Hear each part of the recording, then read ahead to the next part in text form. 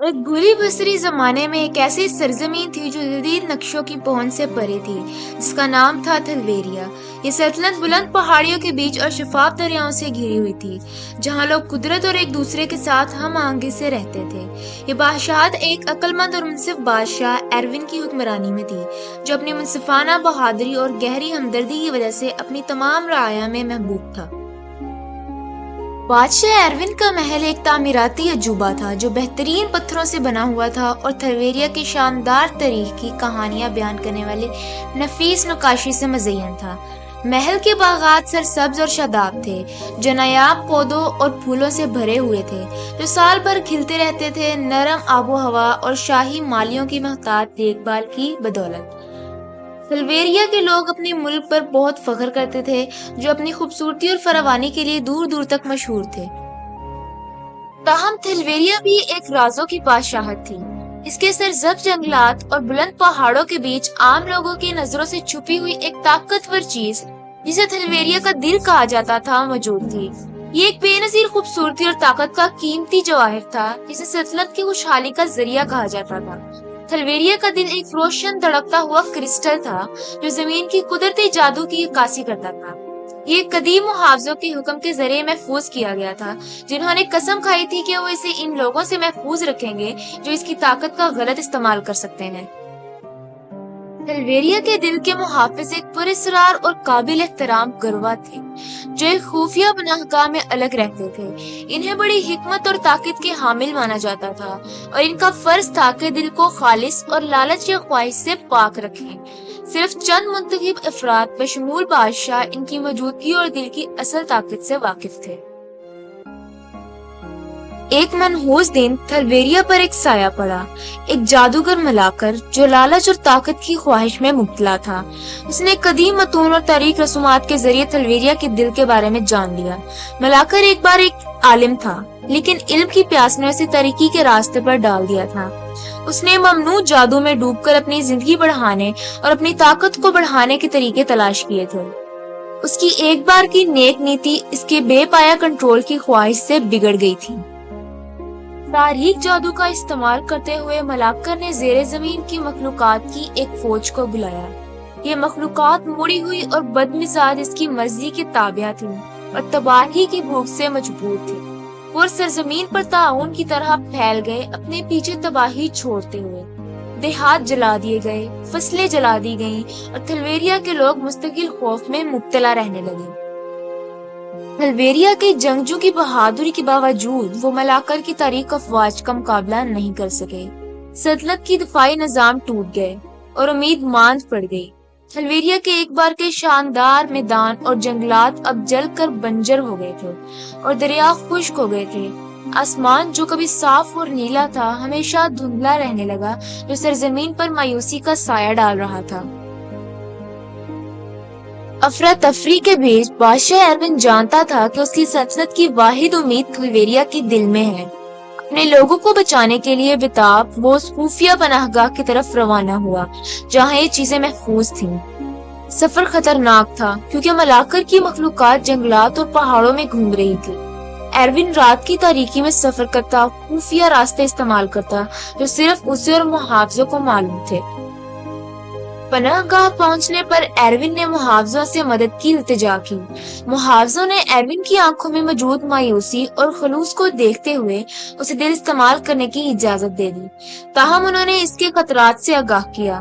थलवेरिया का दिल ताकतवर है, उन्होंने कहा, लेकिन ये भी गैर मुस्तहिकम है। इसे सिर्फ वही इस्तेमाल कर सकता है जो एक खालिस दिल और बेगज नियत का हामिल हो। इसे दानिशमंदी से इस्तेमाल करो, वरना ये तुम्हें बर्बाद कर देगा। थलवेरिया के दिल अपने कब्जे में लेकर बादशाह एरविन अपनी सल्तनत की तरफ लौट आया। वो अपनी फौज के सामने खड़ा हुआ, जवाहिर को बुलंद किए हुए।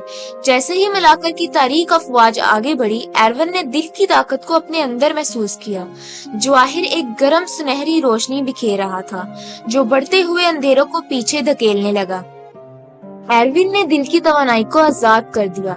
تاریک مخلوقات کو پیچھے دھکیلتے ہوئے اور ملاکر کے جادو کو کمزور کرتے ہوئے مخلوقات چیخیں مار کر روشنی سے پیچھے ہٹنے لگی۔ ان کی مڑی ہوئی شکلیں سایوں میں تحلیل ہو گئیں۔ زمین خود دل کی طاقت کا جواب دینے لگی، جیسے کہ جلائے گئے میدان سے احتیاط ہونے لگے اور دریا دوبارہ بہنے لگے۔ لیکن مارکا ابھی ختم نہیں ہوا تھا۔ ملاکر دل کی بے پناہ طاقت کو محسوس کرتے ہوئے ایروین کے سامنے آ گیا۔ جادوگر تاریک لباسوں میں لپٹا اور ایک مڑی ہوئی ایبونی کی چھڑی تھامے بادشاہ کے سامنے کھڑا ہوا۔ اس کی آنکھوں میں بد ارادہ آگ جل رہی تھی اور اس کی آواز حقارت سے بھری ہوئی تھی۔ تم اس طاقت کو سنبھالنے کے لیے کافی مضبوط نہیں ہو، ملاکر نے طنز کیا۔ یہ تمہیں کھا جائے گی جیسے کہ اس نے تم سے پہلے والوں کو کھا لیا ہے۔ تاہم ایروین نے ثابت قدمی دکھائی۔ اسے محافظوں کے الفاظ یاد آئے اور اپنے لوگوں اور اپنی بادشاہت سے محبت پر توجہ مرکوز کی۔ اسے معلوم تھا کہ اس کی طاقت دل سے نہیں بلکہ اس کی نیتوں کی پاکیزگی سے آتی ہے۔ ایک آخری بے گھر حرکت کے ساتھ اس نے دل کی طاقت کو اپنے اندر سے گزارا، ایک چمکدار روشنی پیدا کرتے ہوئے جو ملاکر اور اس کی تاریک فوج کو اپنے لپٹ میں لے گئی۔ جادوگر کا جادو ٹوٹ گیا اور وہ ہمیشہ کے لیے تھلویریا سے نکال دیا گیا۔ جب روشنی مدھم ہوئی تو تھلویریا کے لوگوں نے دیکھا کہ ان کا بادشاہ میدان جنگ میں اکیلا کھڑا ہے۔ تھلویریا کے دل ابھی بھی اس کے ہاتھوں میں نرم روشنی بکھیر رہا ہے۔ تاریک مخلوقات غائب ہو گئی اور زمین سے احتیاط ہونے لگی۔ پھول کھلنے لگے، درختوں نے نئی پتیوں کو اگانا شروع کر دیا اور آسمان صاف ہو گیا جس سے سورج پھر سے نظر آنے لگا۔ ملاکر کی شکست کے ساتھ تھلویریا میں امن لوٹ آیا۔ لوگ خوشی سے جھوم اٹھے، ان کی دل شکرگزاری اور امید سے بھر گئے۔ تاہم بادشاہ ایروین نے اپنی فتح کی بھاری قیمت چکائی تھی۔ دل کی بے پناہ طاقت نے اس پر اثر ڈالا اور وہ ہر روز کمزور ہوتا گیا۔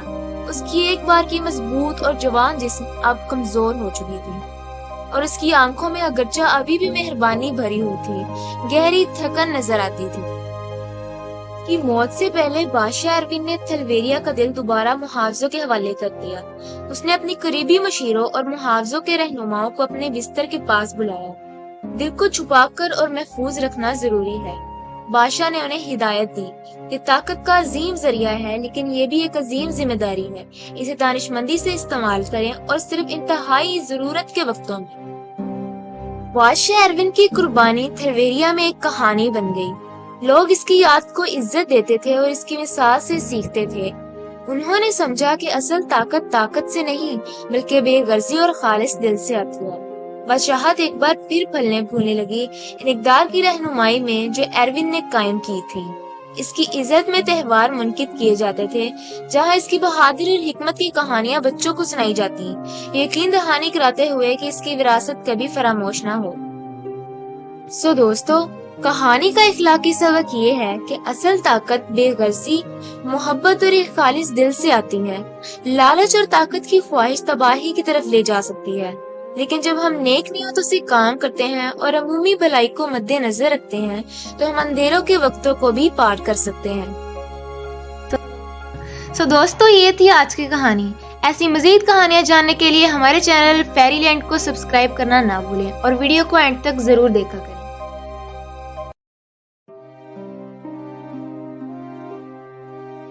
ایمریج ایک چھوٹا خوبصورت قصبہ تھا جو اپالا چین پہاڑوں کے درمیان میں بسا ہوا تھا۔ یہ وہ جگہ تھی جہاں سب ایک دوسرے کو جانتے تھے، جہاں دن سست رفتاری سے گزرتے تھے اور راتیں خاموشی سے۔ لیکن اس دلکش سطح کے نیچے ایمریج ایک راز چھپائے ہوئے تھا، ایک ایسا راز جو تقریباً 3 دہائیوں سے دفن تھا۔ یہ سب کچھ اکتوبر 1995 کی ایک سرد رات کو شروع ہوا۔ قصبہ اپنی سالانہ ہارویسٹ فیسٹیول کی تیاری کر رہا تھا اور ہوا میں سیب کے جوس اور کدو کے مسالے کی خوشبو پھیلی ہوئی تھی۔ بچے اپنی ہیلووین کی پوشاکیں میں سڑکوں پر دوڑ رہے تھے اور قصبے کے لوگ چوک میں جمع ہو کر موسیقی، رقص اور روایتی الاؤ روشن کرنے کا جشن منا رہے تھے۔ یہ جشن کی رات تھی، ایک عام رات کی طرح، جب تک کہ ایملی غائب نہ ہو گئی۔ ایملی صرف 16 سال کی تھی، مقامی شیرف کی بیٹی اور ایمریج ہائی اسکول کی سب سے مشہور لڑکیوں میں سے ایک تھی۔ اسے ایک شام اپنے دوستوں کے ساتھ الاؤ کے قریب ہنستے ہوئے دیکھا گیا تھا، لیکن جیسے جیسے رات گزرتی گئی وہ ہوا میں تحلیل ہوتی چلی گئی۔ اس کے دوستوں نے سوچا کہ وہ گھر چلی گئی ہوگی، لیکن جب وہ صبح تک واپس نہیں آئی تو قصبہ خوف کی حالت میں ڈوب گیا۔ شیرف ایک سخت مزاج شخص تھا۔ اس نے اپنی بیٹی کی تلاش کے لیے ہر ممکن کوشش کی۔ قصبے کا ہر کونا چھانا گیا، ارد گرد کے جنگلوں کی چھان بین کی گئی اور ایمریج کے ہر شخص سے پوچھ گچھ کی گئی، لیکن ایملی کا کوئی سراغ نہیں ملا، کوئی ثبوت، کوئی گواہ، کچھ بھی نہیں۔ ایسا لگتا تھا جیسے وہ زمین کے اندر سمائی جا چکی ہو۔ دن ہفتوں میں اور ہفتے مہینوں میں بدل گئے، تلاش جاری رہی لیکن امید کم ہوتی چلی گئی۔ ایک مرتبہ چہکتا ہوا قصبہ ایمریج اب خوف اور شہوات کے بادلوں میں ڈوبا ہوا تھا۔ لوگ رات میں اپنے دروازے بند کرنے لگے، افواہیں جنگل کی آگ کی طرح پھیل گئی اور شیرف جو کبھی کمیونٹی کا ستون تھا ایک ٹوٹا ہوا آدمی بن گیا۔ پھر ایملی کے گمشدگی کے سالگرہ کے دن کچھ عجیب ہوا۔ شیرف کے دفتر میں ایک پیکج آیا جس پر شیرف کا پتہ درج تھا۔ اندر ایک پرانا کیسٹ ٹیپ تھا جس پر کانپتی ہوئی لکھائی میں سنے لکھا ہوا تھا۔ شیرف جو اپنی سابقہ خود کا سایہ تھا، ٹیپ کو اپنے پرانے کیسٹ پلیئر میں ڈالا اور اسے چلایا۔ ٹیپ کے چڑکنے کی آواز آئی اور ایک آواز سنائی دینے لگی، ایک آواز جس نے شیرف کی ریڑھ کی ہڈی میں سردی دوڑا دی۔ یہ ایملی کی آواز تھی۔ ابو، آواز نے شروع کیا خوف سے کانپتے ہوئے، میرے پاس زیادہ وقت نہیں ہے، وہ مجھے دیکھ رہا ہے، وہ ہمیشہ مجھے دیکھتے ہیں۔ میں نہیں جانتی کہ میں کہاں ہوں، لیکن یہ جگہ تاریک اور سرد ہے اور میں بہت ہی ڈری ہوئی ہوں۔ براہ کرم آپ کو مجھے ڈھونڈنا ہوگا، براہ کرم ہار مت مانیں۔ ٹیپ اچانک ختم ہو گئی۔ شیرف کو حیرت میں ڈال دیا، اس کا دل تیزی سے دھڑکنے لگا۔ جب اس نے ٹیپ کو بار بار چلایا، اس کی سمجھ بوجھ میں اضافہ کرنے کی کوشش کی۔ یہ کیسے ممکن تھا؟ کیا ایملی زندہ تھی اور یہ ٹیپ کس نے بھیجی تھی؟ ایک نئی عزم سے بھرپور شیرف نے تحقیق دوبارہ کھولی اور ایک ایسی شدت کے ساتھ جس نے اسے خود بھی حیران کر دیا۔ اس نے پرانے کیس فائلوں کا جائزہ لیا، گواہوں سے دوبارہ پوچھ گچھ کی اور ہر اشارے کی پیروی کی، چاہے وہ کتنا ہی معمولی کیوں نہ ہو۔ لیکن جتنا وہ کھوجتا گیا اسے اتنا ہی احساس ہونے لگا کہ ایمریج میں کچھ بہت ہی غلط ہو رہا ہے۔ جیسے جیسے تحقیق آگے بڑھتی گئی، ایک نمونہ سامنے آیا۔ ایملی ایمریج سے غائب ہونے والی پہلی شخص نہیں تھی۔ گزشتہ 50 سالوں میں کچھ اور کیسز بھی تھے، بچے، نوجوان، یہاں تک کہ کچھ بالغ بھی جو بغیر کسی نشان کے غائب ہو گئے تھے، اور ہر کیس میں ایملی کی طرح کوئی ثبوت نہیں تھا، کوئی گواہ نہیں تھا اور کوئی لاش نہیں تھی۔ لیکن ان سب کو ایک چیز آپس میں جوڑتی تھی، قصبے کے باہر ایک پرانی ترک شدہ حویلی جسے ہاتھورن ہاؤس کے نام سے جانا جاتا تھا۔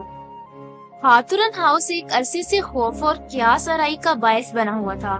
1800 کی دہائی کے آخر میں ایک دولت مند لیکن الگ تھلگ خاندان کے ذریعے بنایا گیا تھا۔ حویلی اس وقت بربادی کا شکار ہو گئی جب ہاتھورن خاندان کے آخری افراد 1930 کی دہائی میں پراسرار طور پر غائب ہو گئے۔ تب سے یہ خالی کھڑا تھا، ایک بھولی ہوئی دور کی بسیدہ یادگار۔ مقامی بچوں نے ایک دوسرے کو اس کے قریب جانے کی ہمت دی، لیکن کوئی بھی کبھی نہ گیا۔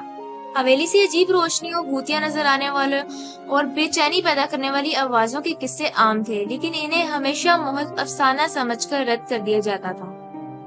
لیکن اب شیرف کو یقین ہو گیا تھا کہ ہاتھورن ہاؤس کی بیٹی کی گمشدگی کا راز رکھتا ہے۔ اس نے اپنے چند قابل اعتماد نابین کی ایک چھوٹی سی ٹیم جمع کی اور رات کی تاریکی میں وہ حویلی کی طرف روانہ ہوئے۔ رات بے حد خاموش تھی جب وہ حویلی کے خستہ حال اگلے حصے کے قریب پہنچے۔ سامنے کا دروازہ ایک دھکیل کے ساتھ چرچرا کر کھل گیا اور ٹیم اندر داخل ہو گئی۔ ان کی ٹارچ کی روشنی اس تاریکی کو چیرتی ہوئی نکل رہی تھی۔ ہوا میں سڑنے کی بو اور گسیدگی کی بھاری بدبو تھی اور فرش کی تختیاں ان کے وزن۔ جیسے جیسے وہ حویلی کے اندرونی حصے میں مزید آگے بڑھتے گئے، شیرف کی بے چینی بڑھتی گئی۔ دیواریں ہاتھورن خاندان کی ماندہ تصویروں سے بھری ہوئی تھی۔ ان کی آنکھیں آنے والوں کا بغور جائزہ لے رہی تھی۔ یہ حویلی تنگ راستوں اور چھپے ہوئے کمروں کا ایک بھول بھلیا تھی، ہر ایک زیادہ افسردہ اور گھٹن زدہ تھا۔ پھر تہ خانے میں انہوں نے اسے پایا، ایک چھپا ہوا دروازہ جو کتابوں کی الماری کے پیچھے چھپا ہوا تھا۔ دروازہ ایک تنگ گھومتی ہوئی سیڑھی کی طرف کھلتا تھا جو زمین کے اندر گہرا جا رہا۔ جیسے جیسے وہ نیچے اترتے گئے، ہوا اور سرد ہوتی گئی اور پانی کے قطرے کی آواز پتھر کی دیواروں سے گونج رہی تھی۔ سیڑھیوں کے نیچے وہ خود کو ایک وسیع زیر زمین چیمبر میں پاتے ہیں۔ مدھم روشنی میں، موم بتیوں کی چمکتی ہوئی روشنی میں چیمبر کے فرش پر عجیب و غریب نشانات کندہ تھے۔ اور درمیان میں ایک بڑا پتھر کا منبر تھا، لیکن یہ وہ تھا جو منبر سے آگے تھا، جس نے شیرف کی خون کو جما دیا۔ ایک قطار میں چھوٹے چھوٹے قید خانے دیوار کے پار بنے ہوئے تھے، ہر ایک لوہے کے بھاری دروازے کے ساتھ بند تھا۔ شیرف اور اس کی ٹیم نے قید خانوں کی طرف دوڑ لگا دی، اندر ٹارچ کی روشنی ماری۔ آخری قید خانے میں انہوں نے اسے پایا، ایملی زندہ مگر بے ہوش، اس کی کلائیوں پر زنجیریں لگی ہوئی تھیں۔ شیرف کے ہاتھ کانپ رہے تھے جب اس نے دروازہ کھولا اور اپنی بیٹی کے پاس پہنچ گیا۔ وہ کمزور تھی، غذائیت کی کمی کا شکار اور خوف زدہ، لیکن وہ زندہ تھی۔ اس نے اسے اپنے بازوں میں اٹھا لیا، اس کی آنکھوں سے آنسو بہ رہے تھے، جیسے وہ اسے تسلی کے الفاظ کہہ رہا ہو۔ لیکن ان کی راحت زیادہ دیر تک نہیں رہی۔ جب وہ واپس جانے کی تیاری کر رہے تھے، ایک گہری گھونگھٹوں والی آواز چیمبر میں گونجنے لگی، جس سے گروہ کے اندر خوف کی لہر دوڑ گئی۔ تمہیں یہاں نہیں آنا چاہیے تھا۔ سایہ سے ایک شکل ابھری، تاریکی میں ڈھکی ہوئی، اس کی آنکھیں غیر معمولی روشنی میں چمک رہی تھیں۔ شیرف کا دل تیز تیز دھڑکنے لگا جب اسے احساس ہوا کہ وہ اکیلے نہیں ہیں، کہ ہاتھرن ہاؤس کی گہرائیوں میں نسل در نسل کوئی قدیم اور شرارتی چیز چھپی ہوئی تھی، جو اپنے قیدیوں کے خوف اور نا امیدی سے خود کو برقرار رکھتی تھی۔ ایک افراتفری کا مقابلہ شروع ہو گیا جب شیرف اور اس کی ٹیم نے چیمبر سے فرار ہونے کی کوشش کی۔ وہ شکل ان کی بے رحمی سے تعاقب کرنے لگی، اس کی غیر معمولی رفتار اور طاقت نے انہیں مغلوب کر دیا۔ ایک کے بعد ایک نائب گر پڑے، یہاں تک کہ صرف شیرف اور ایملی باقی رہ گئے۔ ایک آخری طاقت کے ساتھ شیرف نے ایملی کو سیڑھیوں کی طرف دھکیل دیا، اسے تیزی سے دوڑنے کا اشارہ دیا۔ وہ اس شکل کا سامنا کرنے کے لیے تیار ہوا، لیکن اسی لمحے چیمبر نے گرنا شروع کر دیا۔ دیواریں گر گئیں، چھت نے ان کے اوپر گرنا شروع کیا اور وہ شکل ملبے میں دفن ہو گئی۔ ایملی جیسے ہی حویلی کے باہر نکلی، وہ اس کے پیچھے زمین ہوس ہو گئی۔ وہ واپس مڑی، اس کی آنکھوں سے آنسو بہ رہے تھے، لیکن اس کے والد جا چکے تھے، ہاتھرن ہاؤس کے ملبے تلے دب گئے۔ بعد کے دنوں میں ایمریج نے آگے بڑھنے کی کوشش کی۔ سرکاری کہانی یہ تھی کہ شیرف اپنی بیٹی کو بچاتے ہوئے ایک افسوسناک حادثے میں ہلاک ہو گیا، لیکن ایملی سچ جانتی تھی کہ اس کے والد نے اسے بچانے کے لیے اپنی جان کی قربانی دی ہے، اور اس رات کچھ شیطانی چیزوں کو شکست دی گئی تھی۔ لیکن قصبے کے لوگ ایک پریشان کن سوال کے ساتھ چھوڑے گئے، کیا وہ شیطانی چیز واقعی ختم ہو گئی تھی یا وہ صرف آگے بڑھ گئی تھی؟ اس وقت کا انتظار کر رہی تھی جب وہ دوبارہ سائے سے باہر نکلے گی۔ ایملی نے کبھی نہیں بلایا کہ اس رات کیا ہوا، اور نہ ہی ایمریج کے لوگوں نے۔ حویلی کو سیل کر دیا گیا، اسے سب کے لیے ممنوع کر دیا گیا، اور آخرکار کہانی افسانوں میں تبدیل ہو گئی۔ لیکن خاموش راتوں میں جب ہوا درختوں کے درمیان چلتی اور چاند لمبے سائے زمین پر ڈالتی، کچھ لوگوں کا اصرار تھا کہ وہ ہاتھرن ہاؤس کی سرگوشیوں کو سن سکتے تھے، جو ان لوگوں کو بلاتی تھی جو سننے کی ہمت رکھتے تھے۔ اور اس طرح ایمریج کا راز باقی رہا، ایک تاریخ مڑی ہوئی کہانی جو ایک قصبے کی سطح کے نیچے دفن تھی، جو اب کبھی بھی ویسا نہیں رہا۔ یہ کہانی ماما اور تناؤ پیدا کرتی ہے، خوفناک انکشاف کی طرف بڑھتی ہے، جو چھوٹے قصبوں کے رازوں اور اپنے پیاروں کی حفاظت کے لیے جانے والی حدود پر روشنی ڈالتی ہے۔